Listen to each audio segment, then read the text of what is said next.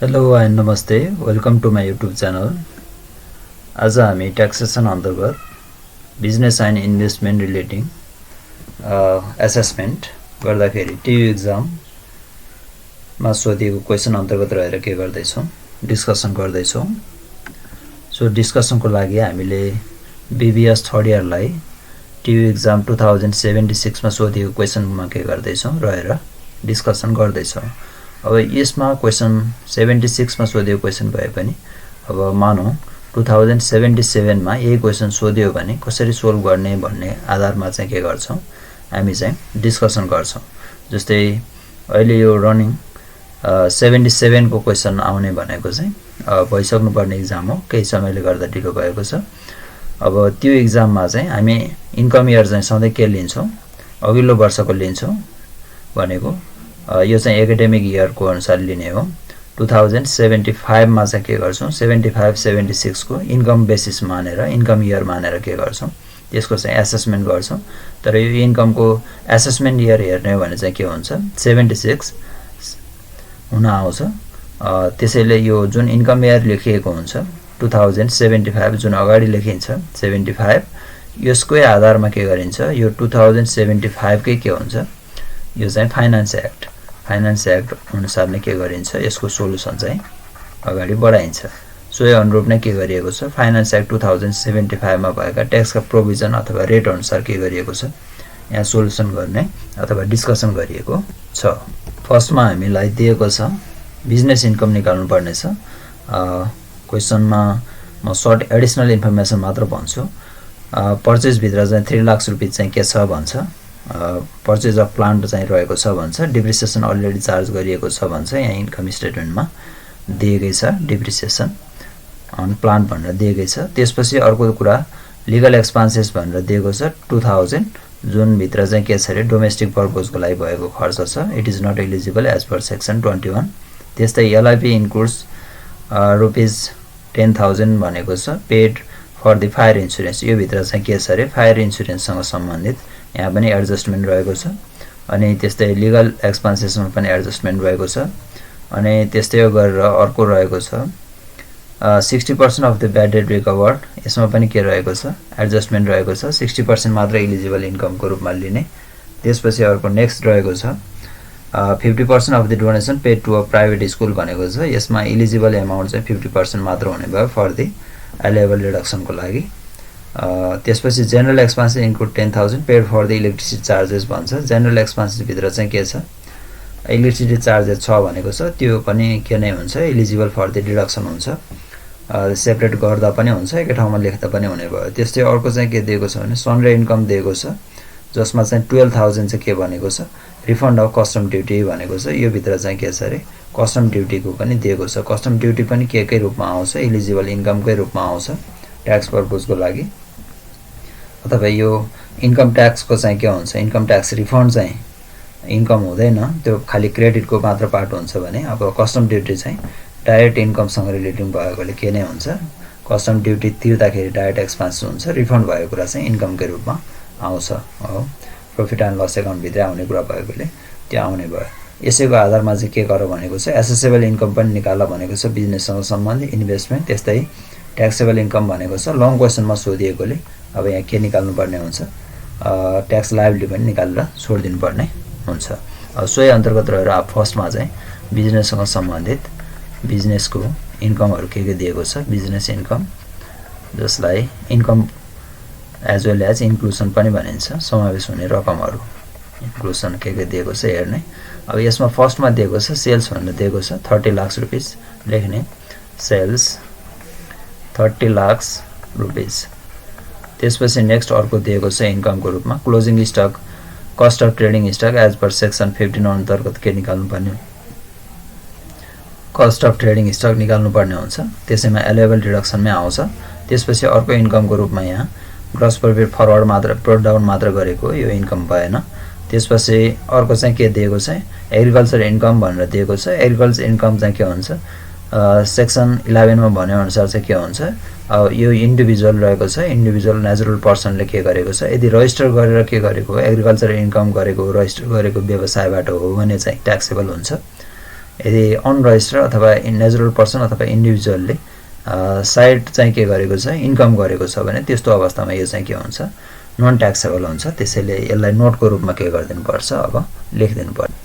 त्यसैले agriculture income for the individual is non taxable income भनेर चाहिँ नोटमा लेख्दिनँ। यो चाहिँ एज पर अन्डर सेक्सन 11 अन्तर्गत के रहेको छ यो चाहिँ नन ट्याक्सेबल एमाउन्टको रूपमा रहेको छ। त्यस्तै अर्को एमाउन्ट रहेको छ सन्ड्री इन्कम रहेको छ। सन्ड्री इन्कम भित्र चाहिँ हामीलाई के इन्क्लुड गरेको छ भन्छ रिफन्ड अफ कस्टम ड्युटी भनेको छ। यहाँ जुन भनेको छ रिफन्ड अफ कस्टम ड्युटी यो पनि इन्कम नै भएकोले ए भित्र इन्क्लुडिङ छ भनेर लेख्दा हुन्छ including custom duty refund custom duty refund नत्र सेपरेट लेख्दा पनि हुन्छ 12,000 कस्टम ड्युटी भनेर लेख्दा हुन्छ 13,000 चाहिँ के हुने भयो सन्ड्री इन्कम हुने भयो। टोटलमा चाहिँ कति नै हुनु पर्यो 25,000 इन्कमको रूपमा आउनु पर्यो। त्यसपछि अर्को चाहिँ के दिएको छ ब्याड डेट रिकभर्ड भनेर दिएको छ। ब्याड डेट रिकभर्ड अमाउन्टमा चाहिँ 60% मात्र के हो भन्छ प्रिभियसली एलोड हो भनिसकेपछि अघिल्लोचोटि चाहिँ घटाउन नदिएको अथवा एक्सपेन्सेस एलोएबल डिडक्सनमा नदिएको चाहिँ इन्कममा देखाउन आवश्यक छैन। त्यो ट्याक्सले नै छुट दिएको कुरा भयो। त्यसैले 60% अफ 25,000 के गर्ने इलिजिबल एमाउन्ट फर द इन्क्लुसनको रूपमा लिने यो भनेको चाहिँ 12,000 एमाउन्ट चाहिँ हुन्छ। त्यसपछि अर्को रहेको छ इन्ट्रेस्ट अन इन्भेस्टमेन्ट भनेको छ। यो इन्भेस्टमेन्ट इन्कममै आउँछ यो। अनि कमिसन चाहिँ आउने भयो बिजनेससँग रिलेटिङ भयो। कमिसन इन्कम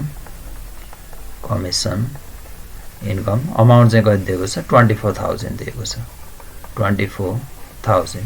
त्यस्तै अर्को रहेको छ gain on sale of non business assets अथवा एनबिसिए भनेको छ। एनबिसिए भन्ने बित्तिकै यो पनि के हुने भयो इन्भेस्टमेन्ट इन्कमसँग सम्बन्धित भयो।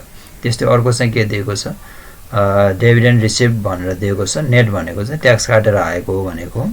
अब यो चाहिँ के हुन्छ dividend receive from the resident कम्पनीबाट चाहिँ के गरेको छ रेसिडेन्ट इन्टिटीबाट प्राप्त गरेको चाहिँ के हुन्छ त्यस्तो इन्कम चाहिँ इन्टिटीले प्राप्त गरे पनि नेचुरल पर्सन अथवा इन्डिभिजुअलले प्राप्त गरे पनि त्यो चाहिँ के हुन्छ फाइनल विथहोल्डिङ ट्याक्सेबल इन्कम हुन्छ अन्डर सेक्सन 92। त्यो कुरा नोटमा अब के गरिदिने लेखिदिने।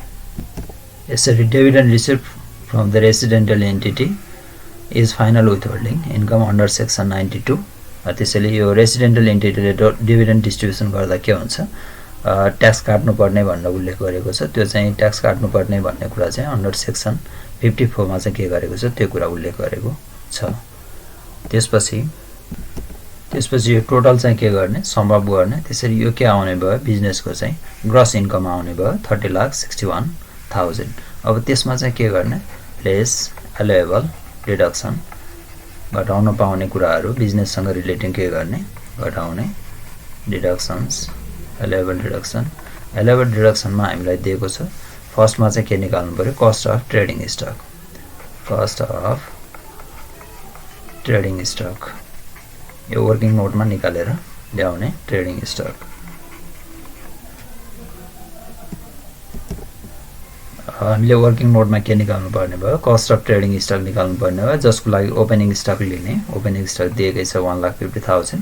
त्यसमा डाइरेक्ट एक्सपेन्सेसहरू के गर्ने एड गर्ने। पर्चेजमा चाहिँ हामीलाई के भनेको छ टोटल चाहिँ 20 लाख पर्चेज हो। त्यसमा एडिसनल इन्फर्मेसनमा के भनेको छ भने प्लान्ट चाहिँ खरिद गरेको कुरा चाहिँ पर्चेजभित्र परेको छ भनेर भनेको छ।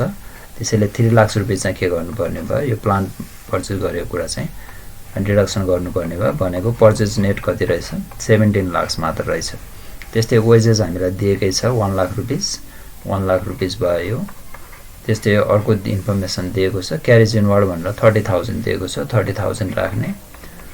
अनि त्यसपछि नेक्स्ट अर्को दिएको छ कस्टम ड्युटी भनेर 50,000 दिएको छ एक्सपेन्सेस भयो 50,000।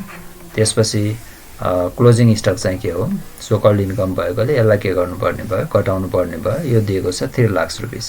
यो चाहिँ के गर्ने डिडक्सन गर्ने। यो डिडक्सन गरिसकेपछि जति आउँछ एमाउन्ट त्यो चाहिँ आउँछ 17,30,000 के आउँछ कस्ट अफ ट्रेडिङ स्टक आउँछ। यो एमाउन्टलाई लगेर के राख्ने क्लोजिङ स्टकमा राख्ने। विशेष गरेर अब यो ओपनिङ स्टक र क्लोजिङ स्टकमा चाहिँ कहिलेकाहीँ ओभर भ्यालुएसन अन्डर भ्यालुएसन भएको छ भन्न सक्छ। ओभर भनेको भए जति एमाउन्ट दिएको हुन्छ त्यसलाई 100 प्लस जति पर्सेन्ट भनेको हुन्छ त्यो डिभाइड गर्ने इन्टु 100 गरेर नर्मल भ्यालुमा राखेर के गर्ने एडजस्टमेन्ट गरेर यो क्यालकुलेसन फर्मेट अनुसार के गर्ने कस्ट अफ ट्रेडिङ स्टक निकाल्ने। त्यस्तै क्लोजिङ स्टकमा पनि त्यस्तो दिएको अवस्थामा त्यसरी निकाल्न सकिन्छ। अब यो कस्ट अफ ट्रेडिङ स्टक भइसकेपछि अर्को हामीलाई दिएको छ एक्सपेन्सेसमा स्यालेरी भनेर दिएको छ 1,25,000 सिधा लेखौँ, यसमा एडजस्टमेन्ट छैन। स्यालेरी दिएको छ 1,25,000 हो। त्यसपछि अर्को दिएको छ जेनरल एक्सपेन्सेस भनेको छ एडजस्टमेन्ट छ। जेनरल एक्सपेन्सेसमा चाहिँ के भनेको छ भने यहाँ दिएको छ जेनरल एक्सपेन्सेसमा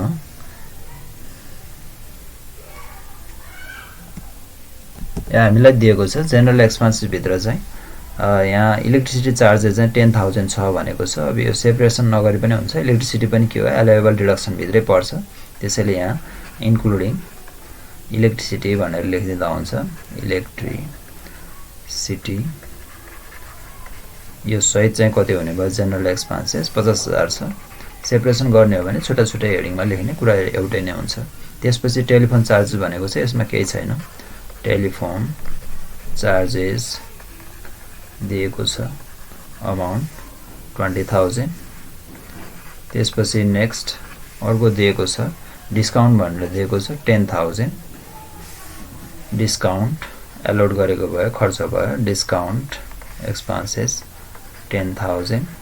त्यसपछि नेक्स्ट अर्को दिएको छ रिपेयर अफ प्लान्ट भनेर दिएको छ। रिपेयर अफ प्लान्टमा चाहिँ ध्यान दिनुपर्ने कुरा के हुन्छ भने रिपेयर अफ प्लान्ट यसमा चाहिँ के हुन्छ जुन डिप्रिसिएसन पुल हुन्छ त्यसको त्यो इयरको डिप्रिसिएसन बेस आउँछ, त्यसको चाहिँ के गर्नुपर्छ 7% or actual repair and improvement expenses whichever is lower is eligible for the deduction हुन्छ। त्यसैले यो कुरा चाहिँ के हुन्छ डिप्रिसिएसन बेस निकालिसकेपछि मात्र के गर्न सकिन्छ फाइन्ड आउट गर्न सकिन्छ, जुन वर्किङ नोटमा के गर्नुपर्ने हुन्छ क्यालकुलेसन गरेर हेर्नुपर्ने हुन्छ। त्यसैले अब हामीले के गर्नु पर्यो प्लान्ट भनेकोले प्लान्टसँग सम्बन्धित के गर्नु पर्यो प्लान्ट पर्चेज गरेको छ भनेको छ। प्लान्ट भनेको चाहिँ ब्लक डी मा पर्छ। अब यसमा चाहिँ ओपनिङ के गर्ने फर्स्टमा चाहिँ ओपनिङ रिटर्न डाउन भ्यालु दिएको छ भने लेख्ने, यो क्वेसनमा छैन खाली पर्चेज मात्र छ। एड गर्ने एडिसन एब्जर्ब त्यो वर्षभरि के गरेको कुनै सम्पत्तिहरू त्यो सम्बन्धित पुलमा चाहिँ के गरेको छ लिएको छ भने एब्जर्ब गर्ने जुन भ्यालु डेट हुन्छ पर्चेज डेट त्यसको आधारमा के गरिन्छ एब्जर्प्सन गरिन्छ।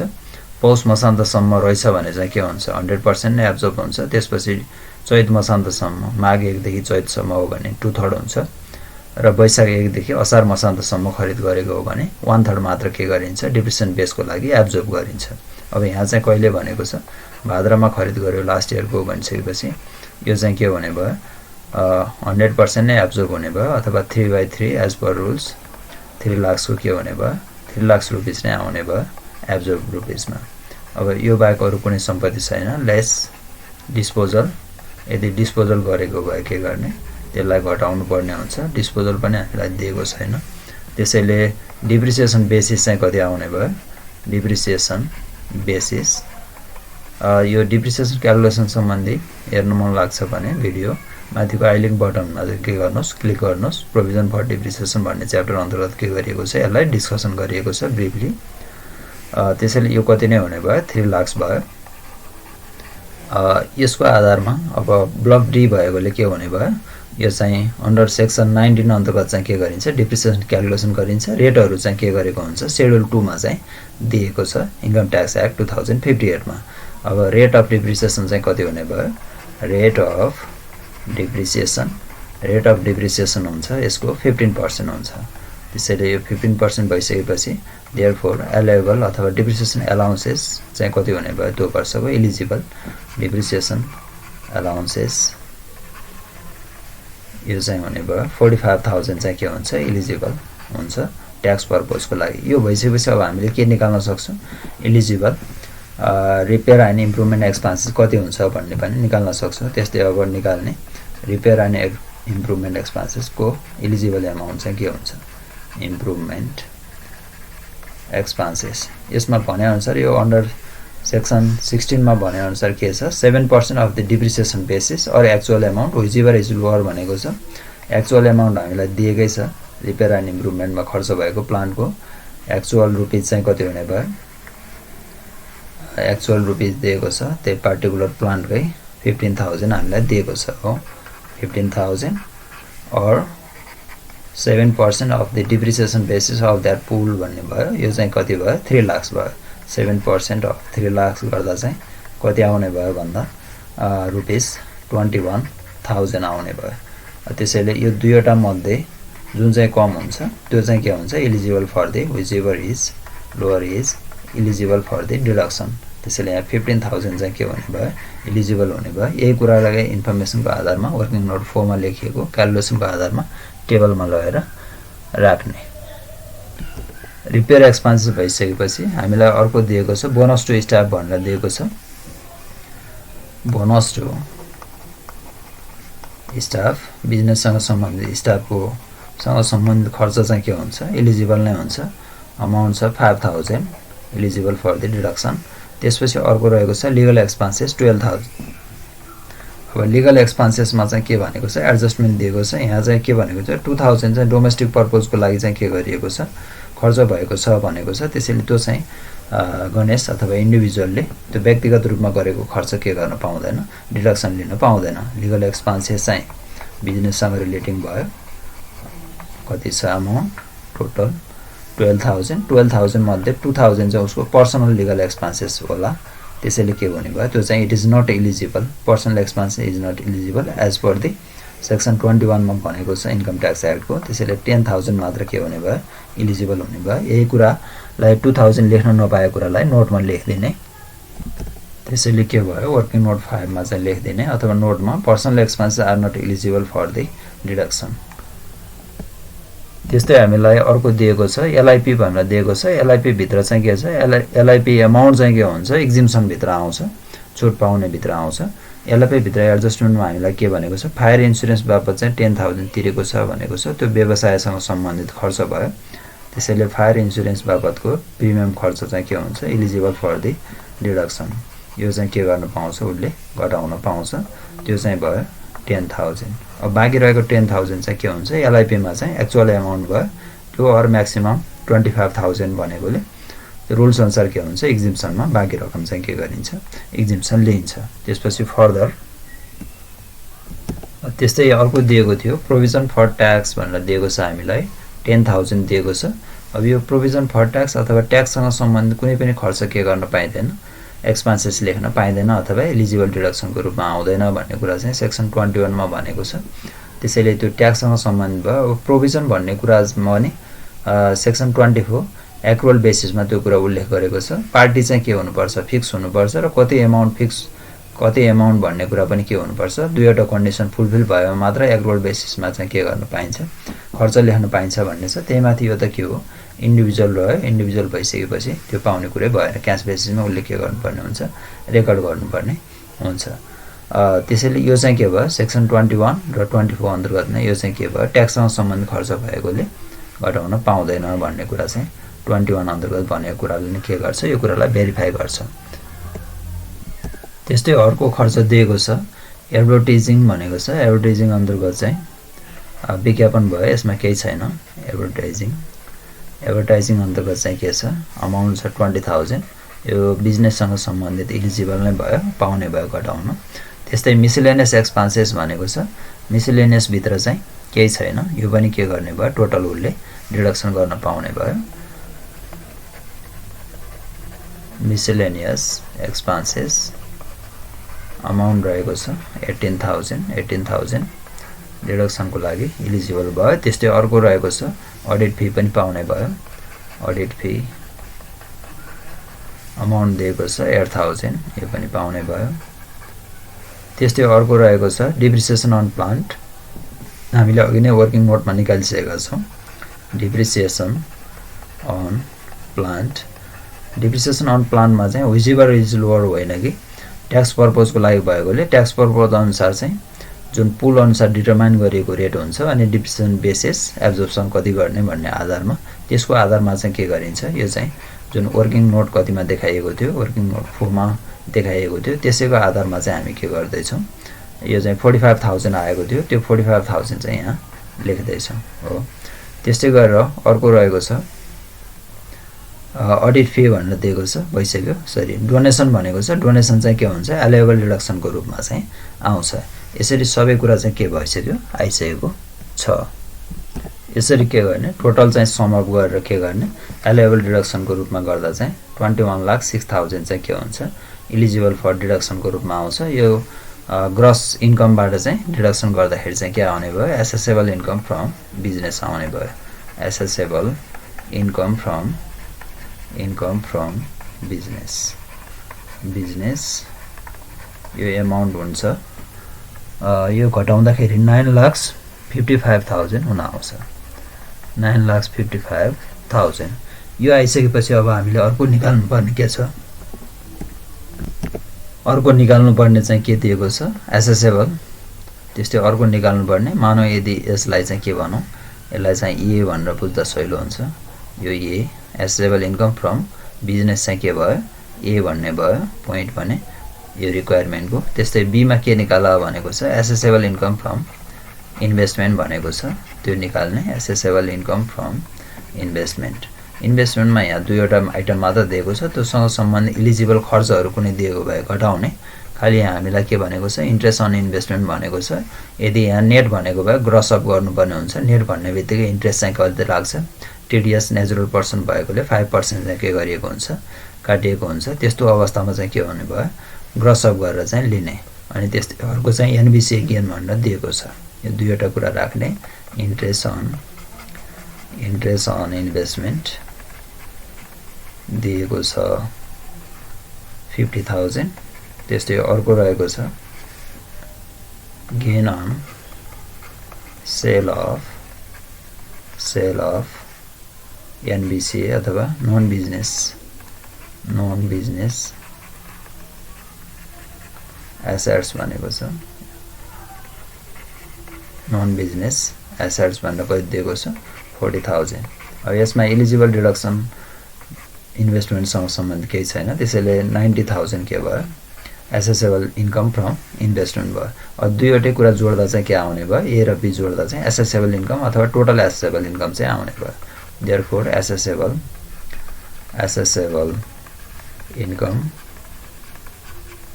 यो भनेको ए प्लस बी। इम्प्लोइमेन्ट भयो इम्प्लोइमेन्ट पनि राखिन्छ। अब यसमा दुईवटा मात्र छ यो भएकोले यो टोटल सम अप गर्दा चाहिँ कति आउँछ भने 10,45,000 आउँछ। 10,45,000। अब यो आइसकेपछि यसमा चाहिँ के गर्ने हो लेस एलोएबल के गरिन्छ रिडक्सन चाहिँ घटाइन्छ। एलोएबल रिडक्सन्स सुविधा पाउँछ केही घटाउने सुविधा पाउँछ। फर्स्टमा चाहिँ यो चाहिँ इन्डिभिजुअल नेचुरल पर्सन भएकोले contribution to the provident fund त्यो छ भने त्यो पनि उसले के गर्न पाउँछ घटाउन पाउँछ। अब यसमा दिएको छैन। यसमा चाहिँ के मात्र भनेको छ एउटा डोनेसनको कुरा गरेको छ। त्यो मध्ये 50% चाहिँ प्राइभेट स्कुललाई हो भने बाँकी रहेको चाहिँ के हो एक्जिम्ड अर्गनाइजेसनलाई रहेछ भनेर चाहिँ के गर्नु पर्यो बुझ्नु पर्यो। त्यसैले 15,000 मध्ये 7,500 चाहिँ के हुने भयो 7,500 चाहिँ इलिजिबल एमाउन्ट एक्चुअल एमाउन्ट हुन आउने भयो। त्यसको आधारमा के गर्ने घटाउने। डोनेसन चाहिँ कति हुन आउँछ इलिजिबल एमाउन्ट निकाल्ने। डोनेसन टु एक्जिम्ड अर्गनाइजेसन अथवा ट्याक्स एक्जिम्ड अर्गनाइजेसन। अब यो चाहिँ हेर्दाखेरि कति देखिने भयो एक्चुअल डोनेसन चाहिँ 50% मात्र देखिने भयो।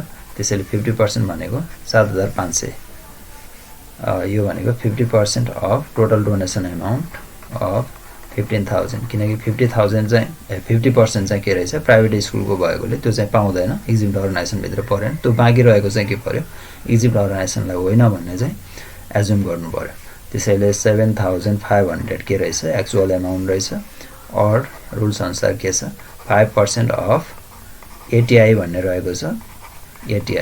एटिआई भनेको चाहिँ के हो भने एटिआई भनेको चाहिँ यो एसेसेबल इन्कमबाट चाहिँ के गर्ने यदि यहाँ चाहिँ के रहेछ प्रोभिडेन्ट फन्ड पनि रहेछ भने एप्रुभ रिटायरमेन्ट फन्डमा चाहिँ उसले कन्ट्रिब्युसन गर्ने आधारमा एक्चुअल एमाउन्ट और 1/3 अफ द एसेसेबल इन्कम और म्याक्सिमम 3 लाख भन्ने रहेको छ। त्यसको आधारमा विच एभर इज लोअर गर्दाखेरि जुन एमाउन्ट हुन आउँछ त्यो चाहिँ पहिला घटाउने अनि बाँकी रहेको एमाउन्टलाई मात्र के भन्छ एटिआई भन्छ। त्यसैले यहाँ केही पनि नभएकोले प्रोभिडेन्ट फन्डको बारेमा यो 10,45,000 नै के भयो एडजस्टेड ट्याक्सेबल इन्कम भयो। अब यो चाहिँ भयो यो 75 को फाइनान्स एक्ट अन्तर्गत यो क्वेसन सोल्युसन गर्दा अब 76 को अनुसार गर्दा चाहिँ फेरि के हुन्छ सोशल सेक्युरिटी फन्ड पनि आइसकेको छ सोशल सेक्युरिटी फन्डमा पनि कन्ट्रिब्युसन गर्न पाउने भएकोले त्यसमा चाहिँ फेरि रुल चेन्ज गरेको छ म्याक्सिमम एमाउन्टको सिलिङ चाहिँ के गरेको छ 5 लाख रुपैयाँ पुऱ्याएको छ खाली सम्झना मात्र भनेको अब यो चाहिँ खाली एक्जाम पोइन्ट अफ भ्यूबाट चाहिँ के नै भयो यही नै हुन्छ एमाउन्ट यो भनेको चाहिँ कति देखिन आउँछ भने यो 10,45,000 को चाहिँ कति हुने भयो 10,45,000 को अमाउन्ट भनेको 52,250 हुन्छ 52,250 और म्याक्सिमम भनेर दिएको छ और म्याक्सिमम 1 लाख रुपैयाँ यो मध्ये जुन चाहिँ कम हुन्छ त्यो मात्र के हुन्छ रिडक्सन लिन पाउँछ व्हिच एभर इज लोअर यो भनेको चाहिँ टोटलमा कति 7500 के भने भयो जुन चाहिँ कम हुन्छ त्यो लिँदा रिडक्सन गर्ने यो गर्दा चाहिँ कति देखिने भयो देयरफोर अब यो आउने एमाउन्ट भनेको चाहिँ के हुन्छ एक्जिम्सन भन्दा अगाडि आउने एमाउन्ट हुन्छ therefore taxable income before exemption taxable income before exemption exemption भन्दा अगाडि आउने एमाउन्ट चाहिँ कति हुने भयो यो गर्दा आउँछ 10,37,500 आउँछ उता फर्मेटमा पनि क्यारी फरवर्ड गर्ने taxable income before exemption taxable income before exemption अब एक्जिम्सनमा छुट हुने कुराहरू विशेष त के हुन्छन् 5 वटा कुराहरू हुन्छन् यो एमाउन्ट थियो 10,37,500 एक्जिम्सनमा सम्झिनु पर्ने चाहिँ के छ 5 वटा पोइन्ट छ जुन सर्ट फर्मको लागि चाहिँ म भनिदिन्छु एउटा चाहिँ के हुन्छ रिमोट एरिया अलाउन्सेस भन्ने हुन्छ अर्को चाहिँ के हुन्छ फरेन अलाउन्सेस भन्ने हुन्छ अर्को चाहिँ के हुन्छ डिसेबल हो भने त्यसपछि अर्को चाहिँ के छ पेन्सन हो भने अर्को चाहिँ के छ इन्स्योरेन्ससँग सम्बन्धित इन्स्योरेन्स दुई किसिमको छ एउटा एलआइपी अर्को चाहिँ एसआइपी अब यसमा यो सिरियल ए अनुसार राख्दा सजिलो हुन्छ होला सम्झिन जस्तै रिमोट एरियामा 50,000 देखि 10,000 सम्म छ रिमोट एरिया ए मा रहेछ भने के हुन्छ 50,000 हुन्छ बी मा रहेछ भने 40,000 हुन्छ सी मा रहेछ भने के हुन्छ 30,000 20,000 10,000 गर्दै के छ रिमोट एरिया अलाउन्सेस दिएको छ त्यस्तै फरेन अलाउन्सेस चाहिँ 75% हुन्छ जति कमाएर ल्याएको हुन्छ फरेन अलाउन्सेसको रूपमा जति इन्कम उल्लेख के गरे हुन्छ इन्क्लुजन गरे हुन्छ त्यसको चाहिँ के गर्न पाउँछ 75% चाहिँ एक्जिम्सन लिन पाउँछ हो एलेबल एक्जिम्सनको रूपमा लिन पाउँछ त्यसैले त्यो फरेन अलाउन्सेस भयो त्यस्तै डिसेबलको चाहिँ के हुन्छ 75 भइसकेपछि सम्झिनु सजिलो हुन्छ डिसेबलको चाहिँ 50% अफ द फर्स्ट स्ट्याट्युटरी एक्जिम्सन हो स्ट्याट्युटरी एक्जिम्सन सिंगलको लागि 350 छ 75 को फाइनान्स एक्ट अन्तर्गत अनि त्यस पछाडि चाहिँ अहिले चाहिँ के छ लास्ट इयरबाट चाहिँ बढिसकेको छ त्यसपछि 76 बाट चाहिँ के छ 50,000 बढेको छ भनेको सिंगलको लागि 4 लाख भएको छ कपलको लागि चाहिँ 450 भएको छ अहिले चाहिँ कति नै मानेर गर्नुपर्ने भयो यो एक्जाम पोइन्ट अफ भ्यूबाट 350 र 4 लाख यो भयो डिसेबलको लागि त्यही एक्जिम्सन स्ल्याबको 50% चाहिँ के गर्न पाउँछ उसले यहाँ चाहिँ एक्जिम्सन लिन पाउँछ त्यस्तै अर्को रहेको छ पेन्सन इन्कममा पनि के छ एक्जिम्सन स्ल्याबको चाहिँ के गर्ने एक्जिम्सन स्ल्याबको चाहिँ के गर्ने 25% रहेको छ और actual pension income which ever is lower भन्ने रहेको छ त्यो अनुसार गर्ने अनि यो इन्स्योरेन्समा चाहिँ दुईवटा कुरा भयो एउटा चाहिँ एलआइपी अर्को चाहिँ के छ एचआइपी एलआइपी को म्याक्सिमम सीमा चाहिँ कति हो 25,000 हो भने एचआइपी को चाहिँ कति रहेको छ 20,000 अब यहाँ चाहिँ एलोएबल एक्जिम्सन यो एलोएबल एक्जिम्सनमा चाहिँ यहाँ अरु केही पनि छैन यहाँ एलआइपी को कुरा छ एलआइपी को कुरामा पनि केही चाहिँ फायर इन्स्योरेन्सको रहेछ एलोएबल डिडक्सनमै गइसक्यो एलआइपी को कुरामा अब यहाँ चाहिँ एक्चुअल एमाउन्ट कति हुने भयो एउटा एक्चुअल एमाउन्ट चाहिँ 10,000 उता गइसकेकोले एक्चुअल एमाउन्ट चाहिँ 20,000 बाट बाँकी रहेको फायर इन्स्योरेन्समा तिरेको प्रिमियमको 10,000 भएकोले यो चाहिँ कति हुन आउँछ एक्चुअल 10,000 मात्र उसको देखिन आउँछ गणेशको एलआइपी बापत तिरेको प्रिमियमको एमाउन्ट और रुल्स अनुसार के हो म्याक्सिमम 25,000 यो दुईवटा मध्ये जुन चाहिँ कम हुन्छ व्हिच एभर इज लोअर त्यो मात्र के हुन्छ एलिजिबल फर द एक्जिम्सन हुन्छ। त्यसैले 10,000 मात्र उसले के गर्न पाउने भयो घटाउन पाउने भयो। अरू कुनै पनि एक्जिम्सनका 5 वटा पोइन्ट मध्ये अरू कुनै दिएको छैन। त्यसैले यो डिडक्सन गर्दा चाहिँ कति हुने भयो यो हुन आउँछ 10,27,500 रुपिस चाहिँ के हुन आउँछ। अब यो जुन एमाउन्ट देखिन आउँछ त्यो चाहिँ के भयो बल्ल ट्याक्सेबल इन्कम भयो ट्याक्सेबल इन्कम। तर यसमा ट्याक्सेबल इन्कममा पनि यो के हो भन्ने कुरा सम्झिनुपर्छ। जस्तै यो चाहिँ केसँग सम्बन्धित रहेको छ नेचुरल पर्सनसँग सम्बन्धित इन्डिभिजुअलसँग सम्बन्धित रहेकोले यो चाहिँ के हुने भयो यहाँ चाहिँ क्यापिटल गेन पनि सहितको यो के हो यो चाहिँ ट्याक्सेबल इन्कम हो। त्यसैले स्ल्याबमा क्यालकुलेसन गर्दा चाहिँ क्यापिटल गेनको चाहिँ के हुन्छ नर्मल ट्याक्स रेट जति हुन्छ सम्बन्धित क्यापिटल गेनको त्यही रेट अनुसार नै के गरिन्छ ट्याक्स क्यालकुलेसन गर्ने हुँदा त्यसलाई चाहिँ के गर्नुपर्ने हुन्छ एक्सक्लुडिङ गरेर चाहिँ स्ल्याबमा चाहिँ के गर्नुपर्ने राख्नुपर्ने हुन्छ। त्यसैले इन्क्लुडिङ यो चाहिँ के भनेर बुझ्नु पर्यो इन्क्लुडिङ क्यापिटल गेन यो चाहिँ के रहेछ क्यापिटल गेन सहितको रहेछ। अब बाहेकको पनि निकालेर यहाँ राख्ने क्यालकुलेसन गर्दा सजिलो हुन्छ। त्यसैले अर्को पोइन्टमा पनि लेख्ने ट्याक्सेबल इन्कम यो चाहिँ के हुन्छ एक्सक्लुडिङ गरेर राखिदिने excluding capital gain. Capital gain चाहिँ यहाँ कति भएको छ एनबिसिएबाट चाहिँ क्यापिटल गेन एनबिसिएबाट भएको 40,000 हो। 40,000लाई निकालिदिँदा कति हुन्छ 10,27,500 माइनस 40,000 गर्दा चाहिँ कति आउँछ त्यो एमाउन्ट चाहिँ यहाँ लेख्ने। यो गर्दा चाहिँ 9,87,500 रुपिस चाहिँ के आउँछ एक्सक्लुडिङ क्यापिटल गेन आउँछ। यो आइसकेपछि अब बल्ल हामीलाई के निकाल्न सजिलो हुन्छ ट्याक्स लायबिलिटी निकाल्न सजिलो हुन्छ। ट्याक्स लायबिलिटी के गर्ने क्यालकुलेसन गर्ने। ट्याक्स लायबिलिटीमा चाहिँ फर्स्ट रुपिस 3,50,000 क्वेसनमा केही नभनेसम्म त्यो किन हुन्छ सिङ्गलकै रूपमा हुन्छ। यो चाहिँ के हुने भयो सिङ्गल भएकोले 350 चाहिँ के हुने भयो स्ट्याट्युटरी एक्जिम्सन हुने भयो। यसको के छैन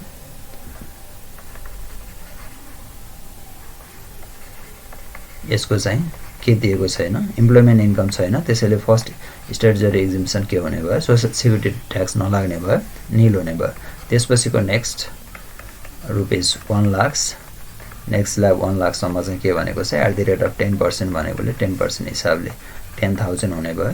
त्यसपछिको नेक्स्ट रहेको छ 2 लाख स्ल्याब यसको चाहिँ 20% भनेको छ यो भन्दा कति हुने भयो 40,000 हुने भयो। त्यसपछि अर्को चाहिँ के भनेको छ ब्यालेन्स अप टु रुपिस यो माथिको समेत गर्दा चाहिँ कति हो अप टु रुपिस 20 लाख भनेको बाँकी रहेको ब्यालेन्समा चाहिँ अब यो सिङ्गलको रूपमा एसेसमेन्ट गर्दा चाहिँ कति हुन्छ 13,50,000 चाहिँ ब्यालेन्स देखिन आउँछ। तर यहाँ चाहिँ कति छ क्यापिटल गेन बाहेक 9,87,500 भनेकोले यो डिडक्सन गर्ने यो भनेको चाहिँ कति हुन्छ भने 9,87,500 स्ल्याब अनुसारको ट्याक्स क्यालकुलेसन माइनस यहाँ 350 भयो 1 गर्दा 450 हुन्छ अनि यो 650 हुन्छ। त्यसैले यहाँ कति बाँकी रहन्छ त्यो ब्यालेन्सको चाहिँ कति लाग्छ ब्यालेन्सको चाहिँ 30% को दरले के लाग्छ ट्याक्स लाग्छ। यो ब्यालेन्सको 30% भनेको 3,37,500 हुन आउँछ। यो भनेको चाहिँ कति आउन आउँछ 3,37,500 हुन आउँछ। यो एमाउन्टको चाहिँ के हुने भयो 30% को दरले ट्याक्स लाग्ने भयो गर्दा चाहिँ यो कति हुन आउँछ भन्दा 1,01,250 हुन आउँछ। अनि त्यसपछि मात्र अब के गर्ने बल्ल क्यापिटल गेन चाहिँ के गर्ने क्यापिटल गेन ट्याक्स चाहिँ के गर्ने राख्ने। Capital gain tax normal capital gain tax चाहिँ कति हुन्छ अब यो चाहिँ राख्ने क्यापिटल गेन ट्याक्स क्वेसनले केही नभनेसम्म कस्तो किसिमको एसेट्समा चाहिँ के भएको हो यो गेन भएको एनबिसिए मात्र भनेको छ त्यो एनबिसिए सेक्युरिटिज पनि हुनसक्छ एनबिसिए ल्यान्ड पनि हुनसक्छ प्राइभेट ल्यान्ड पनि हुनसक्छ त्यहाँ केही कुरा उल्लेख गरेको छैन। त्यसैले नर्मल ट्याक्स रेट कति हुन्छ 10% हुन्छ 10% अफ 40,000 हुने भयो। यो 10% अफ 40,000 गर्दा चाहिँ कति आउने भयो 4,000 आउँछ। यसरी टोटल ट्याक्स लायबिलिटी चाहिँ के गर्न सक्यो हामीले निकाल्न सक्यो। देयरफोर टोटल ट्याक्स लायबिलिटी चाहिँ कति हुने भयो भन्दा यो हुन आउँछ 1,55,250 यो चाहिँ के हुन आउँछ 250 रुपिस देखिन आउँछ।